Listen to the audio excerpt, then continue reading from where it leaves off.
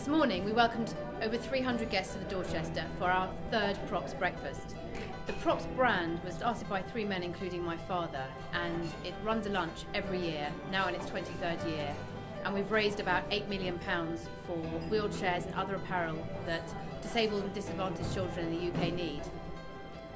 We had a commercial versus residential debate that was compared and hosted by Emma Crosby, who reads Channel 5 News. We welcomed Steve Morgan, who's a founder of Redrow, and Toby Courtauld, who's the CEO of Great Portland Estates, both listed companies in the property sector. The debate was very lively, and we asked everybody to vote at the beginning of breakfast as to if you had money, what would you put it in? Would it be residential or commercial? And overwhelmingly the vote was residential. By the end, there were more people that were voting for commercial when we did a vote at the close of breakfast.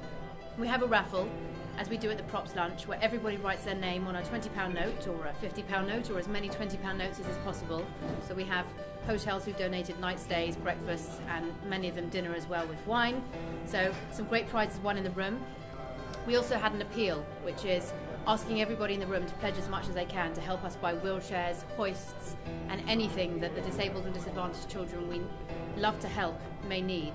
And sometimes you only need to give £200 for it to make a really dramatic difference to a whole family. So we are hugely excited to have raised nearly £30,000 in the room.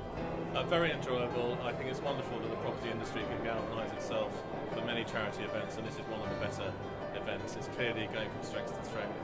I found the Props breakfast fantastic. It's a great opportunity to get lots of very important people together in one small space. And the breakfast is fantastic for businessmen and women because it doesn't take up too much time, and you get to meet some really impressive people. I thought it was a good room, good audience, and fantastic that we've raised a lot of money for very needy causes.